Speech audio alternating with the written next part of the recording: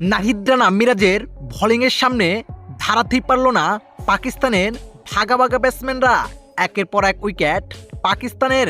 দর্শক, শুরুতে ব্যাট করতে নেমে যেন বাজেভাবেই শুরু করলেন পাকিস্তানের ব্যাটসম্যানরা, যেখানে শাবেজাদরা ফারহানকে 27 রানে ফিরিয়ে দেন নাহিদ রানা।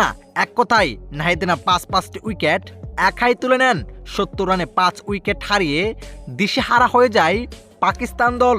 এরপর অবিশ্বাস্য বোলিং করেন অধিনায়ক মেহেদী হাসান মিরাজ, যেখানে টানা 3 উইকেট তুলে নেন তিনি। এরপর আরও একটি উইকেট তুলে নেন তাসকিন আহমেদ।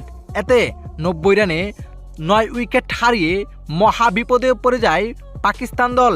এতে শেষ পর্যন্ত অল্প রানে প্যাকেট হয়ে যায় পাকিস্তান, যেটা পাকিস্তানের জন্য লজ্জাজনক। তো দর্শক, পাকিস্তানের এমন বাজে ব্যাটিং আপনি কিভাবে দেখছেন? আর অবশ্যই নাহিদ রানা ও মেহেদী হাসান মিরাজের বল কেমন লেগেছে আপনার কাছে?